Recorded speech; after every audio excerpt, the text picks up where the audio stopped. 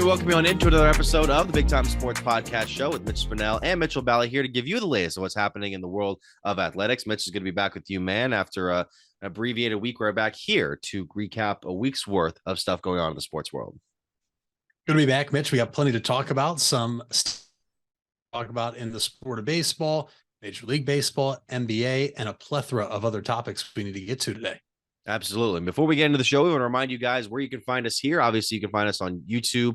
Be sure to like, subscribe, and hit the bell. You can also check us out on Spotify, Apple Podcasts, and SoundCloud. You can also find us on BigTimeSportsOhio.com, our website. You can find the latest articles and videos there. And on Twitter at BTS Ohio, on Facebook and Instagram at Big Time Sports Ohio, and at Mitch Spinell and at Mitchell Balla, pretty much everywhere else. Now, Mitch, we start off here talking some local stuff because it's the end of the spring season. We've gotten to the end. We've gotten to all of the rounding out sports here, and we saw a number of great performances throughout the end of the season. Two of them being state champions in our area in baseball this year. We want to give a big congratulations to the Highland Hawks for winning the Division IV state championship this past weekend, and also to the Waynedale Golden Bears, who ended up winning the D2 title for the second consecutive year, Mitch. I mean, it's both teams. These are two teams that actually faced off in the 2016 final just a few years ago, with Highland beating the Golden Bears. Since then, the Bears have been able to win the state championship. They go back to back, and then Highland gets their second title in program history as well. Yeah, when you look at some of these teams that won, Mitch, starting with Waynedale, this is a team that last year won on a walk-off hit to win the state championship. I was there at Canal Park in what was an amazing atmosphere. And then to come back and win it again, that's no easy task whatsoever. And if it was, a lot of teams would be able to do it.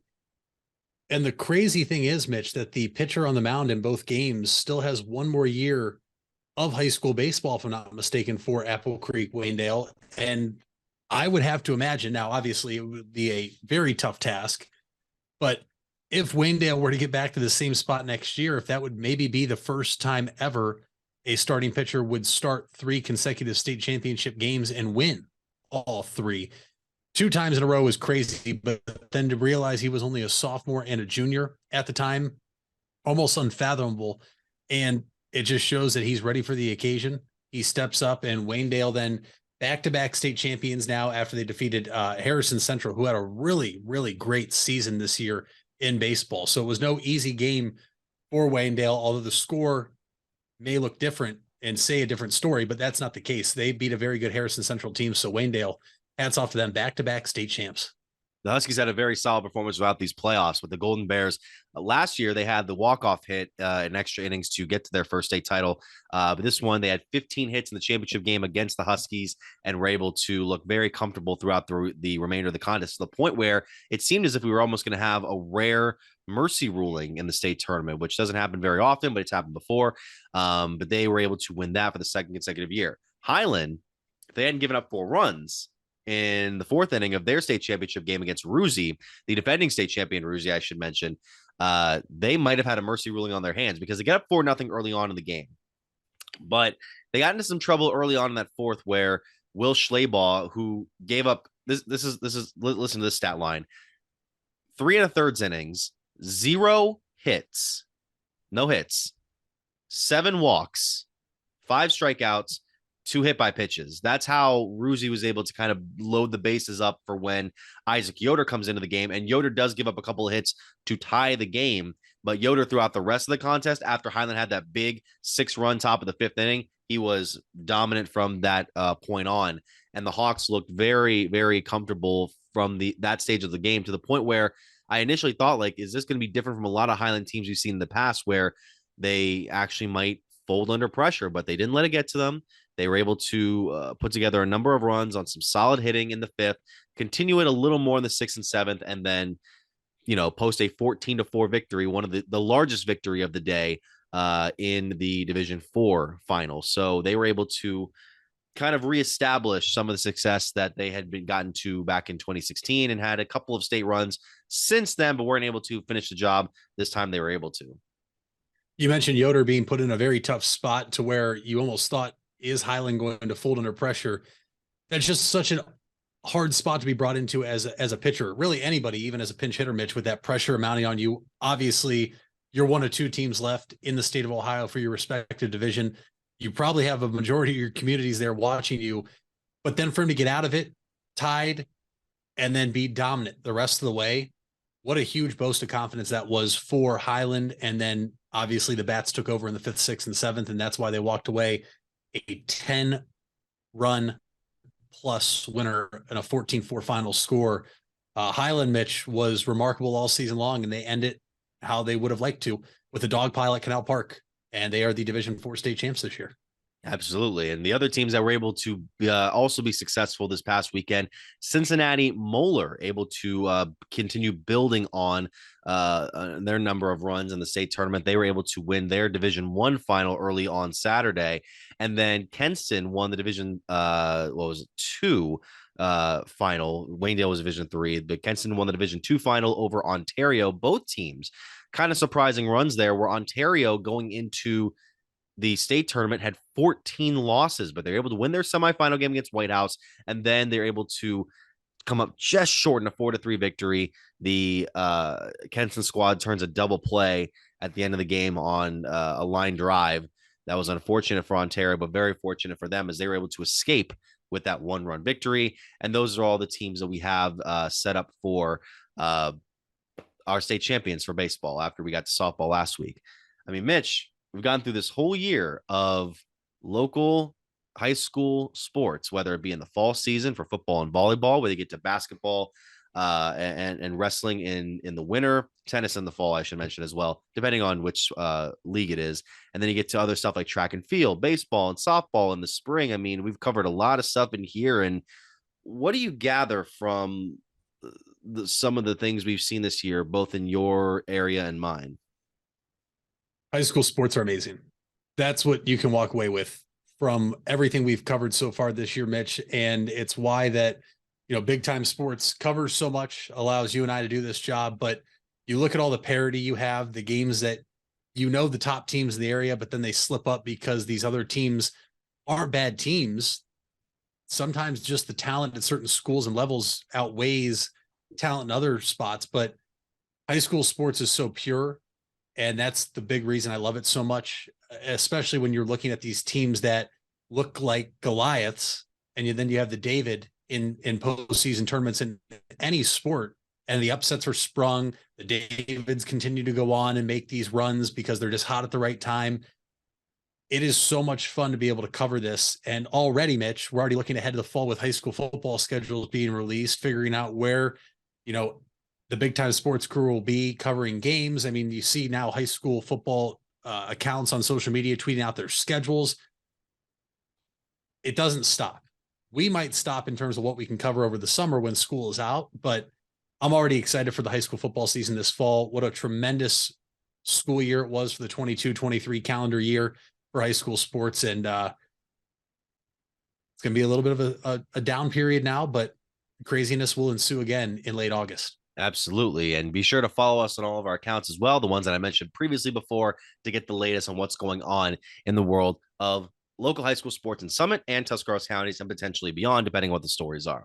When we come back here, we're going to talk more about the professional side, including some stuff brewing in the city of Cleveland and something that happened in the Rocky Mountains last night. We'll be back right after this. Hey there, folks. This is Mitch Spinell, and I want to give you guys a quick message regarding 988. If you don't know what 988 is, it was created to make it easier to remember how to get help in the event of a mental health or addiction crisis. This is different than a medical, fire, or police emergency where 911 should still be called immediately. 988 connects you with Stark County's Crisis Center, which is equipped to help people in emotional distress or experiencing a mental health or addiction crisis. So remember, 911 for medical, fire, and police emergency help, and 988 for support in overcoming a mental health crisis in Stark County.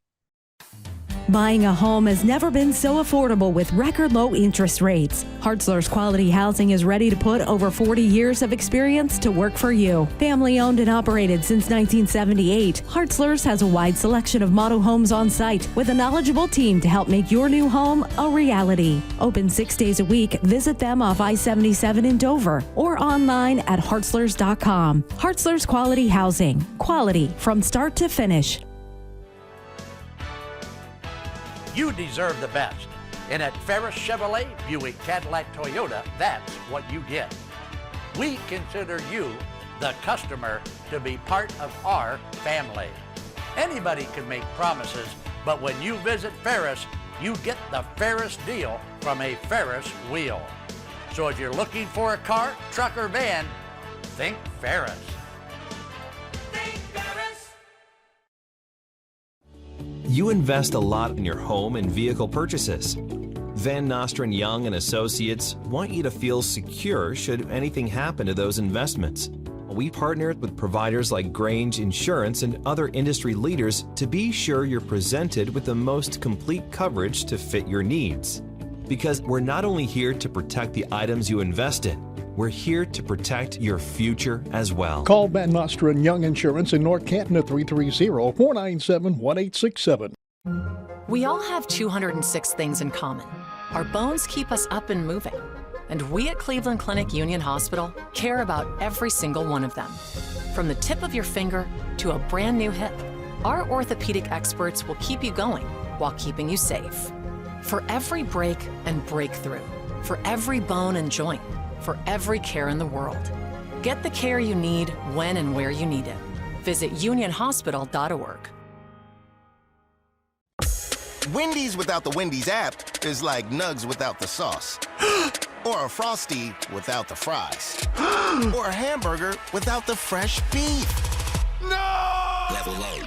Get the app to order ahead, order delivery, earn free food, and get app-exclusive offers. One app, all the Wendy's. Offer for a limited time at participating Wendy's. Terms apply. App registration required. Fresh beef available in the contiguous U.S., Alaska, and Canada.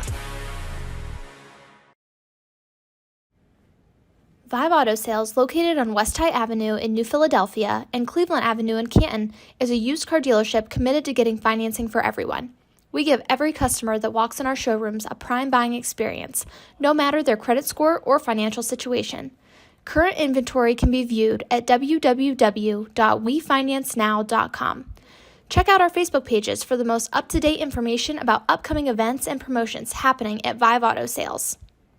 Get out of the dugout and onto the field with help from Velocity Sports. Velocity Sports is a baseball and softball training academy with locations in North Canton and Canal Fulton. Our new Canal Fulton features 10,000 square feet of training space with 6 cages for hitting and pitching and a large commercial weight room. Velocity Sports will sharpen your skills and get you in the starting lineup. For more info, go to velosportsohio.com. And we're back here on the Big Time Sports Podcast Show. Mitch Spinell alongside Mitchell Balla. Mitch, the start of this month for Cleveland was a precarious one, for the Guardians, I should mention. This was a team that was kind of really, really struggling against some squads that they might not have been expecting to at the earlier start of the season. I mean, you go into the end of the previous month of May where you lose into teams like Baltimore and St. Louis and then the White Sox. And then June starts. You're thinking it might go the same way. You have that big 4-game series against Minnesota. You split, which to me was a huge victory. I know some people thought you could have won all 4 of those games, but whatever. You get those 2. Then you take 2 or 3 against Boston, a team that's kind of been up and down so far this season, but a team that can definitely score. And then you take 2 of 3 from the Astros this past weekend, a very interesting series that I was able to witness many of the games this past week, including, yes, the 14-inning marathon that came to be a Progressive Field. What was it, on Friday? And I don't know. There's something brewing here. I'm not necessarily saying that this is the team that's officially woken up that is going to run away with the AL Central, but I think they've been, and I saw this from another person who was kind of talking on air the other day, and I unfortunately don't have the source right in front of me, but they believe that one of the greatest games we have ever seen from the best Cleveland Guardian on this current roster might have kickstarted a potential run here upcoming for Cleveland. Yeah, and I think it's very, very fair to say that. Jose Ramirez having a 3-home run game, his first ever against the Red Sox, Mitch, was a huge momentum shift. And he has been quiet so far this year in terms of the numbers we are accustomed to seeing Jose Ramirez put up over the past number of years here in Cleveland. But it's almost like he said, you know what? I'm going to step up. I'm going to do what I have to do. And I'm going to put the team in my back, figuratively. And we're going to start to get this right. And you mentioned the split with Minnesota. Listen, 2-2 in Minnesota, a place in which Cleveland is not very good at when you look back over the number of years they've played there. Mitch, if you don't count that as a loss since they split the series, they've won 5 consecutive series now and over some good baseball teams. You look at Baltimore, who they beat, St. Louis, who has very good players. They're very underwhelming this year so far, which is kind of a surprise. Boston, a team that has the capability and the firepower to come in and score runs and beat you. And then Houston, Mitch, I think winning the series against Houston was huge because Houston has been the best team in the American League now for about the past 5 years. I mean, all the American League pennants they've won, the World Series championships they've won, whether they're cheating or not, that's a big time series win for the Guards, especially when you split and you come back and win that 14-inning game. They made it close Saturday in that 6-4 decision. They had multiple opportunities. They just couldn't scratch and claw. And I remember listening to Hammy on the way home saying just looked like both teams were tired, and that was to be expected after playing 14 innings the night before. Yeah. In which the Guards came back, 4 times, I believe, 3 times in extra innings when the Astros went ahead every single time. It does take a lot out of you. But now, Mitch, they're 1.5 games back behind the Twins. They're 3 games under 500. Yes, thankfully, we're in the worst division in baseball. I know. But now you're starting to see this team kind of get some confidence. Some guys that are playing every day now, like a Will Brennan, Mitch, are really stepping up, much like Oscar Gonzalez did at this point last year, too, when he got called up and got to play every day. And if Jose Ramirez can go back to the MVP candidate, Jose Ramirez, this team all of a sudden is going to be able to perform and score and really have a shot in this American League Central Division. The other thing is, whether you love it or hate it, the countdown, I believe, now is 14 days until Bo Naylor could be called up with retaining an extra year of service and eligibility without having to count that towards his contract, which we know the Guardians do quite often with players. I would expect him to be called up here the day that they can do that, because the catching situation in Cleveland right now, Mitch, is abysmal. There's no way around it. Mike Zunino is striking out in over half of his at-bats right now, not even putting the ball in play. He was a train wreck Saturday defensively behind the plate. In terms of pass balls and steals, now the steals cannot all be put on him. The pitching has to give him a chance to throw out runners at second base, but even some of his throws, Mitch, are just so bad. They're in a good spot. The schedule coming up, Mitch, this week is tough. They're at San Diego, at Arizona.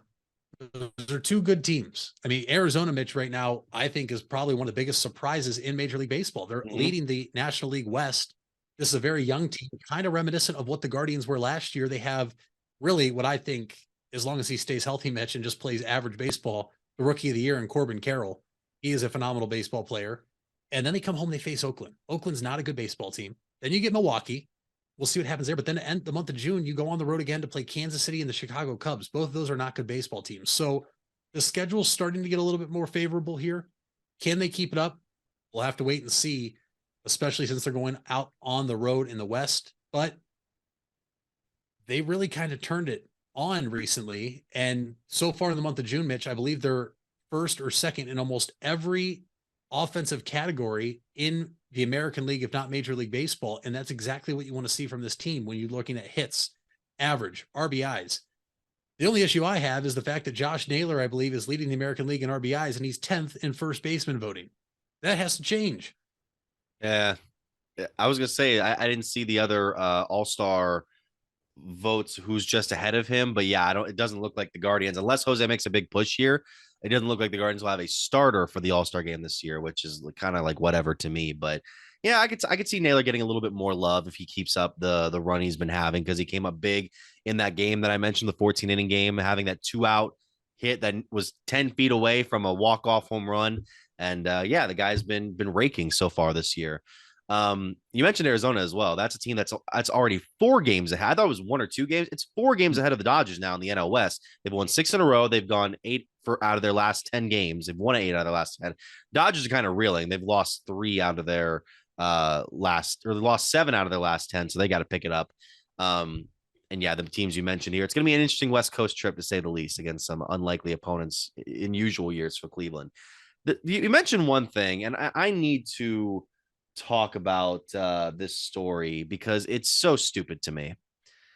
And I respect this fan base. I understand what they're going through, and I apologize. I'm sorry that it has to go this way. But this story you mentioned about one of the teams that the Guardians are about to play. Let me see if I can get it up here. The Oakland Athletics fans are gearing up to pack today on Tuesday, a reverse boycott of the Oakland Coliseum for their game against the Rays, which I have a story about that matchup in here in a second. The story says currently a proposal for stadium funding for a Vegas stadium for the A's is being deliberated by the Nevada State Legislature, which is currently in a special session. So it looks like it's all but inevitable that they're going to work out this deal somehow and the A's are going to move to Vegas. We've kind of known that for a while now. Like, I understand that the Athletics fans are pissed. Oakland fans are pissed. They lost their football team. They lost their basketball team. And now it looks like they're going to lose their baseball team. And it really has just been this issue of getting a new stadium, getting a new stadium that the city doesn't want to pay for or can't pay for. But to reverse boycott, it's one thing to boycott a team, to say like, hey, I'm not going to waste my money, my hard-earned dollars, or my hard-earned time to get involved in your franchise. Like, to reverse boycott and therefore showcase that it's not the fans that are the issue with this. You're still giving the team money. You're still giving the team what they want. And even then, it's not going to be enough. If this was a season-long thing and the fans proved that they can provide the funding that the team can use to sign these potential players and keep signed these potential players to have this team be good year in and year out to make this franchise successful in its current city, that makes sense. But to do it for, what is it going to be, 1 or 2 games? If it picks up steam, fine. But at the same time, if it's just this 1 or 2 game thing, you're kind of showing why this team's probably going to be better off in Vegas anyway, which is a burgeoning sports market. You already have the hockey team who's looking like they're going to win their first Stanley Cup here tonight. You might have a basketball team here in a couple of years because they've hosted the All-Star game before. You already have the football team. Like, that city is burgeoning. Oakland is, I'm sorry, and I'm not trying to disrespect the people who live there. I've been out to Oakland. That is a concrete bowl of sadness. That is the Coliseum. That is a remnant of the cookie cutter stadiums of the 1970s, the multi-purpose venues. Like, there's a reason why you kind of want to get out of there too. It's a giant concrete mess that feels like 130 degrees in the middle of summer. I saw the A's take on the Rays, what was it, June, maybe July of 2017. My family and I went on vacation, went to San Francisco and Oakland. We went out to check out there. San Francisco, great stadium, one of the top 5 places in the league, Oracle Park. Then you go to Oakland, you take the train over there, where immediately my parents, who are not city folks, I'm not much of a city folk, but they're especially not city folks, felt like they were going to get stabbed walking off the train. That's a whole different thing. Then you go into the stadium, full of concrete, not inviting at all. The awnings at the concession stands and the stores are rotting and they're green, not like green like the Athletics. Green is in rotting from the sun and the weather for just decades on end. And the team's not good. Like, if you're not going to put this team out there, I understand the team's not going to be one that the fans are going to want to come see. And right now, this Oakland team, who's currently standing at an 18-50, 24 and a half games back in first place, 8-24 at home. They're actually better away from their ballpark, 10-26 than they are at home. Their run differential is by far the worst in the league at 193. Like, I get what you're trying to do, Oakland fans, but at the same time, it's not going to work, and it shouldn't work for this sort of situation. I'm sorry. Rant done. I know you're not going to be as passionate about this as I am, Mitch, but it's so stupid to me. It's too little too late. And look, this probably isn't the right way to do it. I think it's kind of more of a publicity stunt, maybe. Yeah. I also saw something, they're selling shirts in the parking lot. To like they have 7,000 shirts they're selling. Look, we don't even know if this is going to work. We don't even know if the Coliseum is going to be It's packed. not. It's not. It's not going to work. I see both sides of it, right? For you as a fan, you want to go support a product, right? And Cleveland, listen, when we have bad teams, literally the Browns, people still show up. People still spend their hard-earned money to go and watch the product that is not the best. But for Oakland, who has Mitch, just when they make the playoffs, it's awesome, but you know the run isn't going to be very long in terms of year after year because they're going to trade those players away. It's hard to want to spend your hard-earned money there, especially when you mention the Coliseum, which is the worst baseball stadium in Major League Baseball. Nobody likes going to play there. Heck, they have dead animals like possums and raccoons in the press boxes that we've seen already this year. I get it as a fan standpoint. You're not going to spend your money because the ownership has refused to spend money in the stadium and renovations and a new stadium and keeping their players that they bring up through the farm system that you ultimately trade away to these big market teams, and you do it over and over again. We've seen it here in Cleveland. Let's not act like we haven't. When we bring these players in, Sure. we bring them up through the farm. We get 5 years of them, then we have to trade them away because we can't afford them. But what Oakland's done to the fans has been unbelievable in terms of how sad it is to not even try to give your fans a reason to show up. But now for you to show up and spend your money, which you've said the ticket prices have doubled in the article that you just had up, in a reverse boycott after the team has already kind of bought land in Las Vegas to break ground on a new stadium, it is very bizarre. And look, the A's are 18-50. They've won 6 in a row, 6 of their last 10. They're not a good baseball team. I'm actually very intrigued to see how many people they get. Obviously, I believe they are the lowest attended team in baseball, but it is what it is. I mean, we're not there. We're not going to be able to really get a feel on how this works. Heck, if anything, it might help the A's as long as these fans aren't booing the players for the A's, because they don't ever have a home field advantage. They probably actually get more fans on the road that live across the country to come to their away games than they do in their own stadium. So I get it, but at the same time, it's too little too late. This isn't going to just all of a sudden say to the owner, hey, let's stay here. The fans showed up today. It's not going to happen. They've refused to spend money, Mitch. They have a whole movie made after them called Moneyball, in which they don't go after the big name players. They go after guys that fit the style in which they want to play, whether they're older guys on their last legs, younger guys who have something to prove. And just because they're moving to Vegas doesn't mean a whole lot either. It doesn't mean this team's just magically going to become good. No. Now, it could be now going to Vegas in a new stadium and being in Las Vegas. Will that attract some free agents? Probably. Will that get a whole new brand of fans in there? Absolutely. But that does not mean anything other than the A's could still be one of the worst teams in baseball when they do eventually move. Yeah, it's not so much that they're going to become an immediate success when they move to Vegas. It's more so that they have the opportunity with the potential financial incentives that come from the new stadium and from a new fan base that could lead to potentially becoming more of a big market bully than you've been able to in the years and decades past. But yeah, I can't wait to see.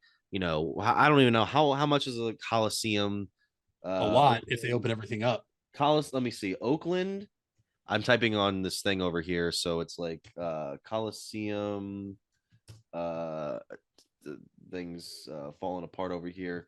Attendance 63,000. 63,000. So 60-some thousand people are going to watch Hogan Harris lose 8-2 today, which is cool, and that's awesome. Well, both pitchers are ERAs are over 6, so they're both not great right now. But the Rays are the best team in baseball. A's are the worst team in baseball. Unless something crazy happens, I think we all know what's going to happen today. Brent Rooker's the only guy that seems like he's got a pulse in that lineup right now. All right, when we come back, as I settle down a little bit, we're going to talk more about some NBA Finals action, and we'll be right back after this.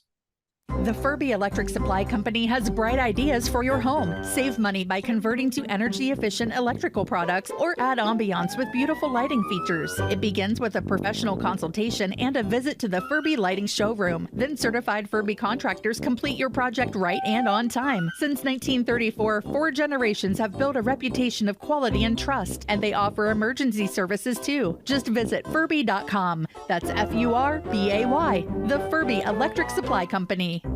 You asked for it and we listened. Buckeye Career Center is now offering Certified Nail Technician as an adult education program. This 216-hour course begins in November and will run Tuesday through Thursday evenings from 5 to 9 p.m. Learn manicures, pedicures, infection control, salon operations, and more. Other part-time certification courses starting this fall include phlebotomy and welding. Call 330-339-2288 to register or visit BuckeyeCareerCenter.org for more information.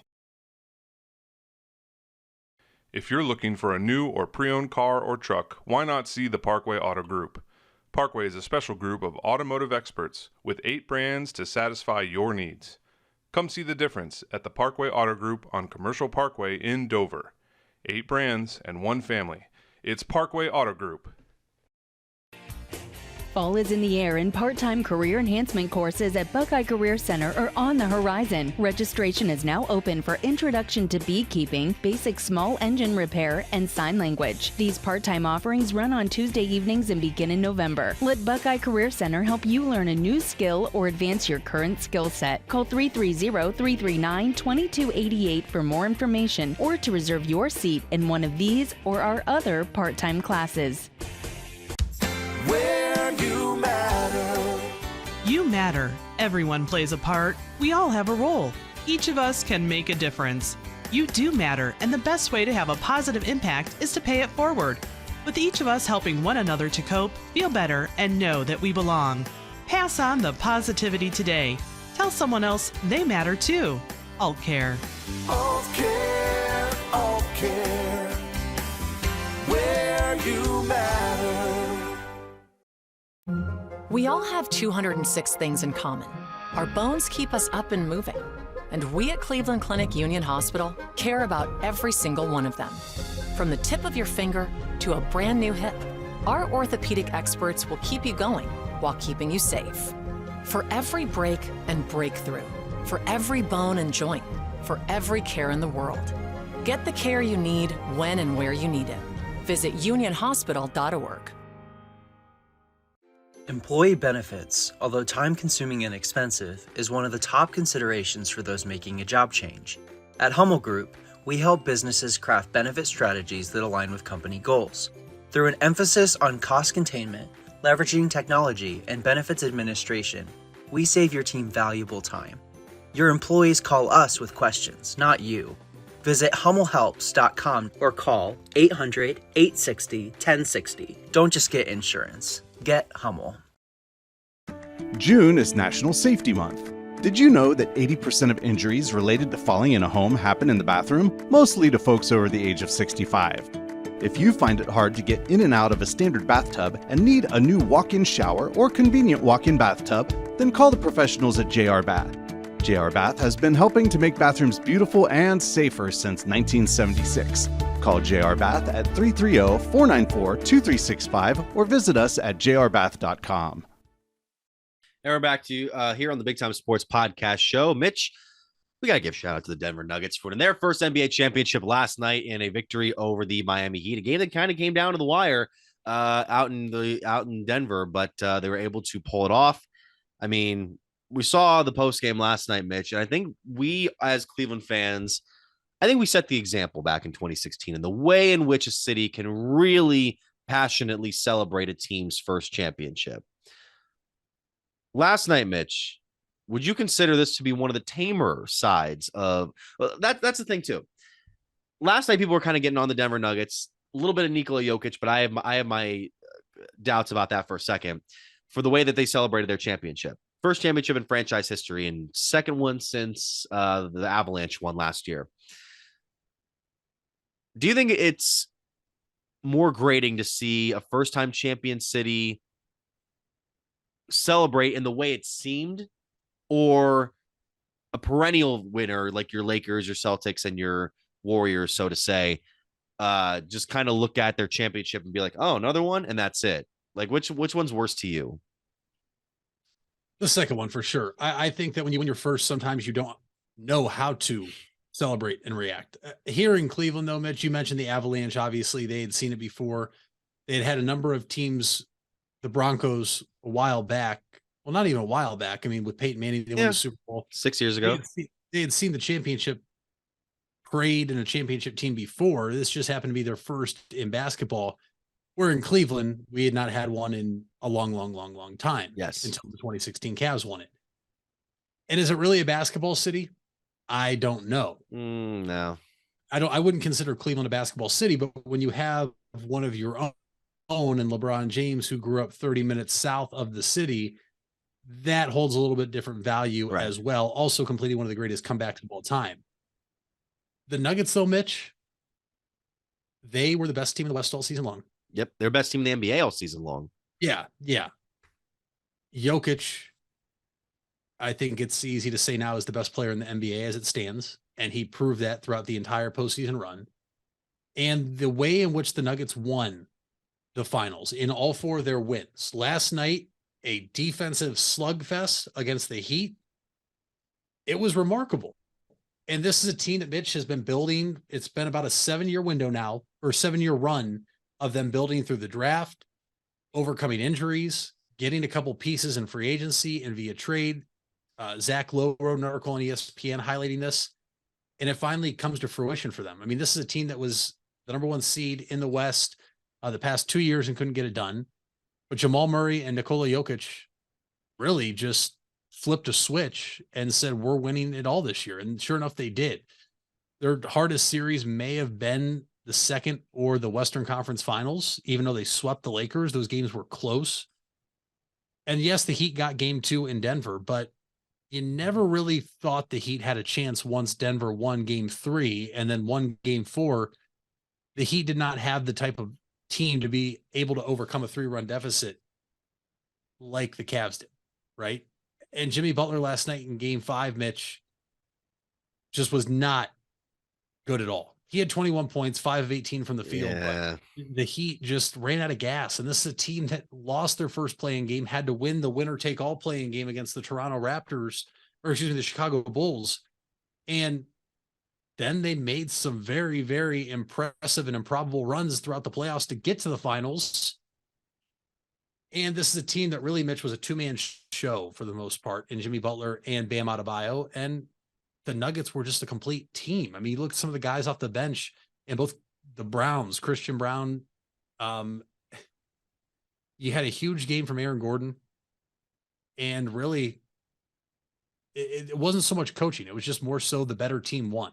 Eric Spoelstra, I think, outcoached a lot of opposing coaches and teams throughout their run to the NBA Finals, but that can only get you so far most of the time. And I think this is what you saw in the finals. And now Denver is the world champions, and they're going to look to repeat next year. And this team's probably going to stay intact. And it's hard to think why they wouldn't, unless another team really gets it going and figures some things out, like maybe the Phoenix Suns, or if a team makes some big moves like the Los Angeles Lakers. Or in the East, maybe our Cavs make a couple key additions. The Celtics will be back, but the Nuggets were the best team all season long, and they end up showing that after their 4-1 series win in the NBA Finals. It almost feels as if it's a little lost on people. And you mentioned that one thing about Denver. It's like sometimes you don't know how to react to winning. Literally, the first commercial post Cavs winning the title was that one Nike ad where it's like the fans are stunned, silent. Yeah. But yeah, it was just kind of a weird thing last night. But I mean, it's good for them because Denver's never won it before. They had a team that's been building up to this over the last couple of seasons. It felt like a very natural way to win a championship compared to some of the other ways teams have won in the last few years. And I don't know. And people got on Jokic for not really showing a lot of celebration after the game. He did show it. There were multiple videos that were posted online of him like celebrating with his family, him and his brother throwing Mike Malone around, throwing someone into the pool and all that. So there was celebration to be had. I think it's more so either it just doesn't really process with him the way it does for other players, in the sense of like he's not going outwardly like showing like pumping his fist and everything, or you know, it's a case of like, okay, yeah, we got this championship, but I don't want to. I would.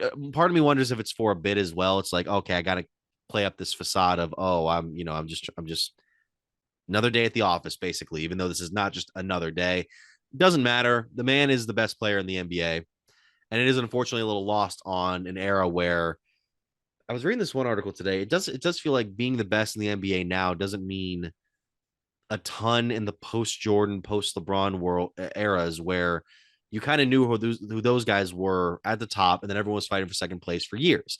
And in the last few years, we've kind of seen the passing of the torch from multiple players because none of them can really clamp it down. Even when the Warriors were winning all those championships against the Cavaliers, part of it was Kevin Durant, along with Steph Curry, Draymond Green, and Klay Thompson. Then you go post Durant Warriors. You have the 2019 run with Kawhi, then he leaves. 2020, kind of a wild card year. LeBron wins again. 2021, it seemed like Giannis finally grabbed the brass ring from everybody, and you know, some circumstances could have affected that, but he did it. He won his first title. Then the Warriors come back, and you got that quote from Giannis after the season, saying that the best player is the last man standing, and that was Curry. And Curry was like the first time Finals MVP. The second time he really truly led the Warriors, because the first time was the Cavs thing. But even then, we like to discredit a lot that, oh, if Kevin Durant and Kyrie Irving hadn't gotten hurt, it would have been a series, but we don't know. So that was the one where it felt like, okay, it was a culmination of this Warriors dynasty era. And now it's Jokic now. Jokic gets to officially lay to rest the doubts of those who saw his first two MVPs and thought, yeah, but there is no but now. He's completed it. He's completed it. And, you know, there was some talk last night I saw where it's like, well, you know, with the way Jokic is reacting, who even knows if he wants to come back to the NBA? He's coming back to the NBA next year. He's going to play professional basketball somewhere next year, and it's 99% chance it's going to be the National Basketball Association. It's not going to be overseas where, you know, everyone's like, oh, the international leagues, oh, are so much better. Doesn't matter. It's the NBA. He's going to stay in Denver. He's going to go to his horses in this offseason. He's going to chill out with them for a bit, come back, reboot, and try to go for what is a third MVP, Mitch, and not to discredit Joel Embiid, because the man balled out in the second half of this past season. There are those, and you heard it at the end of last night's game. You heard the chants from the crowd. There are those who would consider this a potential fourth MVP run in a metaphorical sense for the big man. Yeah, I would. I mean, the Finals MVP shows that he was the best player throughout the NBA Finals. He was the best player in the playoffs the entire time. I mean, really, when you look at some of the performances, the top two players throughout the entire playoffs, Mitch, were in the NBA Finals, in Jokic and Butler, and then Jamal Murray. This was a huge win for Denver. And I don't want to say legacy saving, but there were the people who had the doubts. And I think that also played a factor in why Joel Embiid won MVP this year, because we saw the Joker win 2 and then Denver fizzle out in the playoffs early. And now he won 2, didn't get it this year. He was a man on a mission. I mean, we have not seen a play like that from a center, dare I say, virtually forever, at least in our lifetime. And now we'll wait and see. The expectations will be there for the Nuggets next year for sure, especially if they bring back their entire team. And Jokic will be held to a high standard, but I think it's fair for him to be held to the high standard because he's played at this high level now for 3 consecutive years. And if he gets it next year, I think it's safe to say it'd pretty much be 4 consecutive MVPs, although he didn't win the regular season one. If you ask him, I'm sure he would trade in an NBA Finals MVP for the other 2 regular season MVPs and the ring as well. Wait. Run that through me again. Run that through again. He'd rather have the NBA Finals MVP and a ring. Oh, okay. Yeah. Okay. You had me there for a second. I got confused. Yeah. You had me thinking, oh, he'd want to give up the thing. I'm like, what are you saying? No, that makes sense. No, but Denver had to win this year because I think this is the most open that the playoffs have been in a long time. It kind of makes me wonder what's going to happen to Miami, where you have so many guys on massive contracts that are getting older, and, you know, Spoelstra's a good coach, but I think we're going to probably see them kind of go back to that immediate post LeBron level here in a maybe 2 or 3 seasons, maybe not next year. But all the teams that are regrouping in the East, let alone the West, are coming back, and they're going to try and get their stuff together. Cavs being one of them to ensure that they get passed into the finals and not Miami. That's where I'm thinking. I think Denver's got a better shot getting back next year than Miami does, but who knows?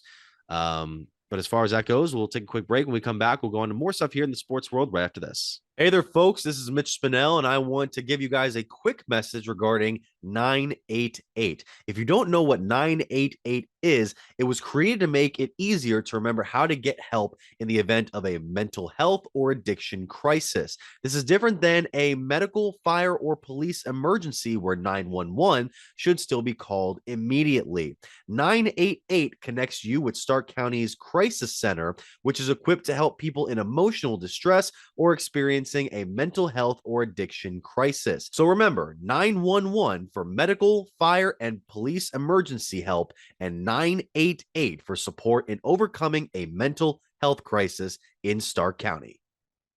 Are you trying to increase your speed, quickness, vertical leap, and agility? If so, NST Sports Performance is for you. NST trains athletes ages 5 through pro. NST designs each program specific to the athlete's needs, goals, and sports. For more, visit nstsports.com. Locations in North Canton and New Philadelphia. It's nstsports.com. It takes a lot of practice to have a winning team. Albin Title has over 100 years of combined experience handling real estate, title, and escrow transactions. They serve Tuscarawas, Stark, Carroll, Harrison counties, and more. So choose Albin Title for your next home refinance, sale, or purchase. They'll get it done quickly and professionally. Contact Albin Title at 330-334-5800 or visit their website albintitle.com. Let them put their experience to work for you. Hard work is something you're accustomed to. Van Nostrand Young understands that principle. Our access is achieved with organizations like Grange Insurance. Safety and prevention specialists utilize our VanCan assessments process to ensure that you and your colleagues are in the best hands. You want the safest environment for your business, and we can guide you there. Call Van Nostrand Young Insurance in North Canton at 330-497-1867. If you're purchasing a new home, the team at Hartzler's Quality Housing is here to help. Take advantage of record low interest rates to make your new home a reality. Locally owned and operated since 1978, Hartzler's Quality Housing has the experience to guide you through the process. You'll find a wide selection of model homes on site to fit any budget. Open 6 days a week just off I-77. You can also visit them online at hartzlers.com. Hartzler's Quality Housing. Quality from start to finish. You deserve the best. And at Ferris Chevrolet, Buick, Cadillac, Toyota, that's what you get. We consider you, the customer, to be part of our family. Anybody can make promises, but when you visit Ferris, you get the Ferris deal from a Ferris wheel. So if you're looking for a car, truck, or van, think Ferris.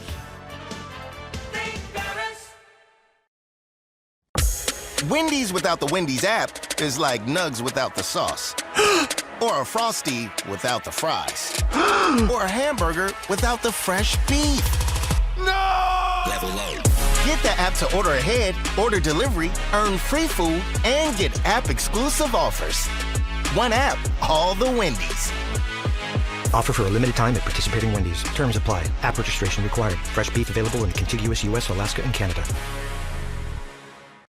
Get out of the dugout and onto the field with help from Velocity Sports. Velocity Sports is a baseball and softball training academy with locations in North Canton and Canal Fulton.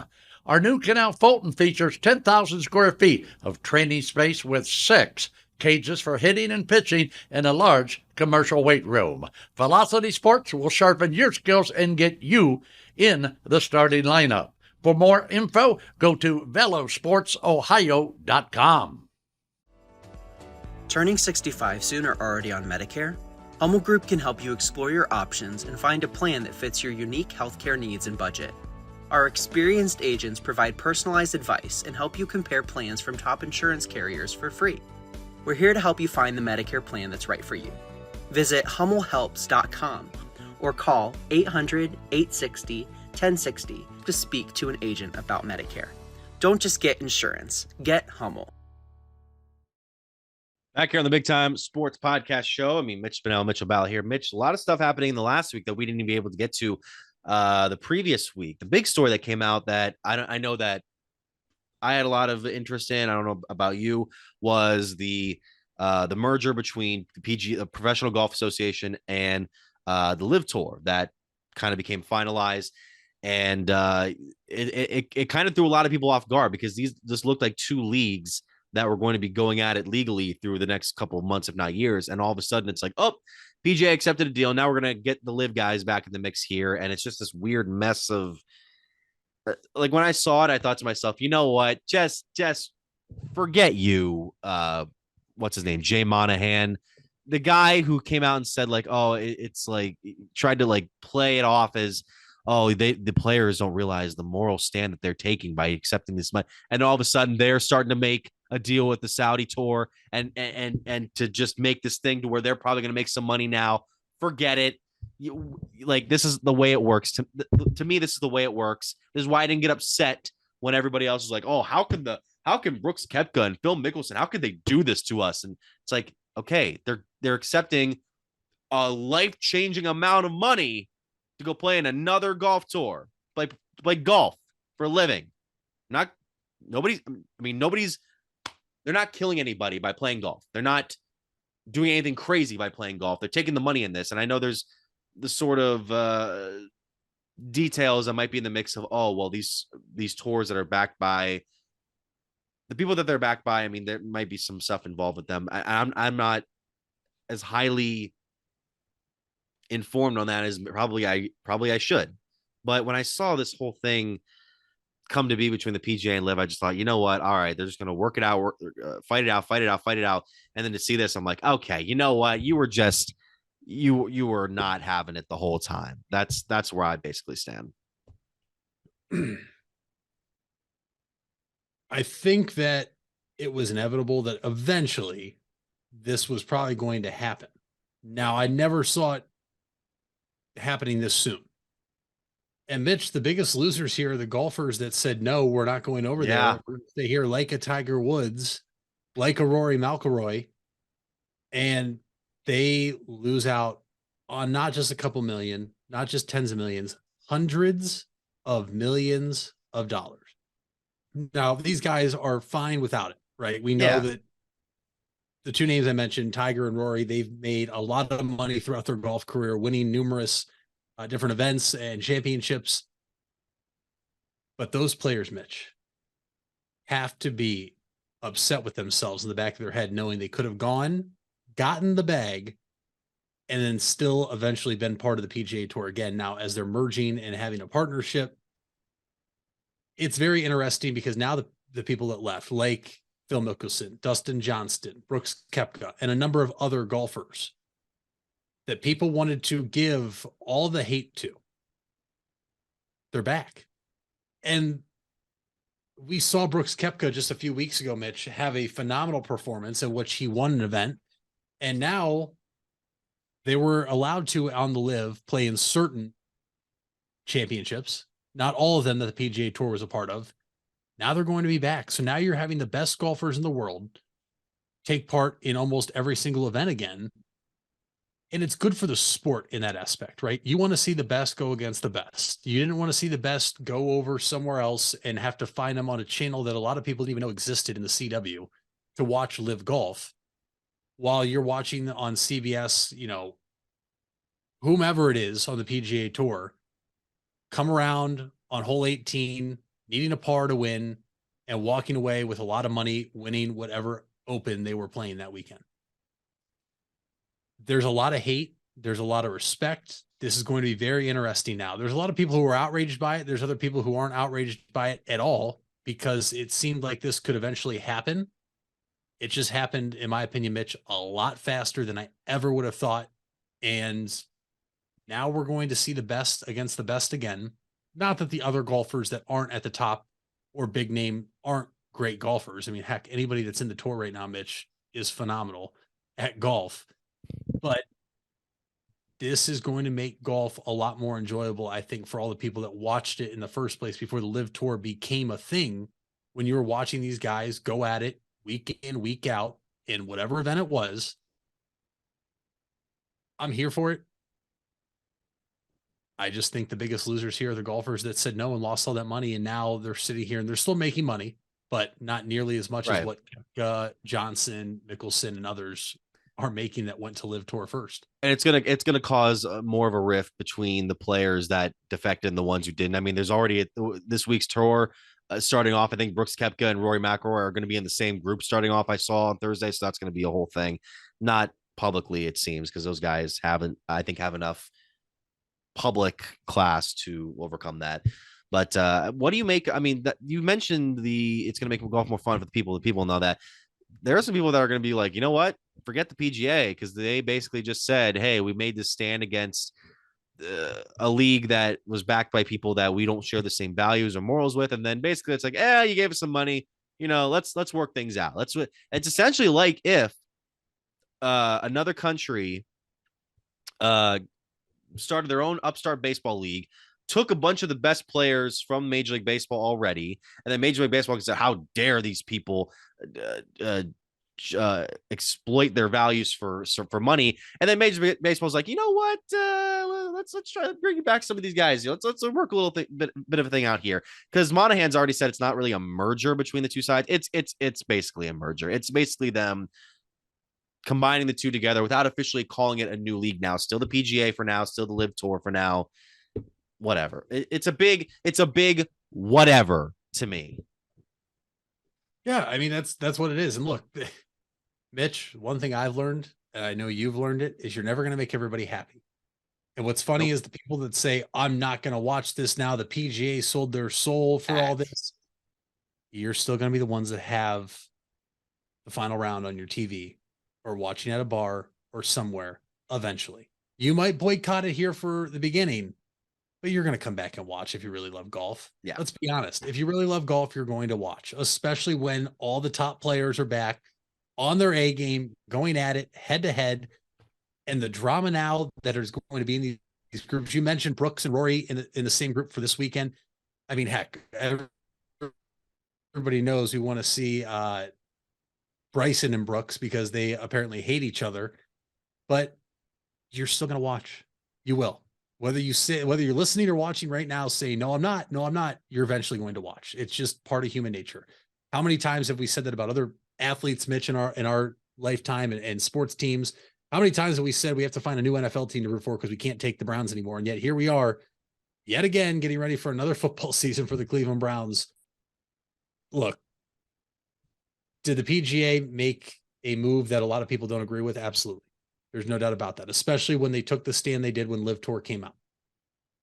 But it is the most unlikely union and partnership and merger you're ever going to see, but it happened. And now all you can do is sit back and enjoy golf at a high level again with all the top golfers in the world going at it year in, year out, week in, week out. Yeah, those Browns fans are saying they were done with the team even pre-Deshaun Watson, which tells you what's been going on in the city for the last 20 years. Last thing I wanted to get to, and this is the one that I wanted to talk about, was we officially have the winner of this admittedly kind of stupid, but also kind of fun contest for the Browns, speaking of which, and they got their new dog pound logo. It's the one. Congratulations to, I don't have your name up yet, but I'll find it in a second. The one that we've been kind of championing for the last couple of weeks here. And they had it on the Pat McAfee show, the reveal the other day. Yeah, that's just a really cool. It's a cool logo. I like the way that they were able to kind of work it out. We've mentioned before all the little details in there, and I think the voters made the right choice, I think, with all due respect to the other entries. 100%, Mitch. I think this is obviously the one that you and I were campaigning for.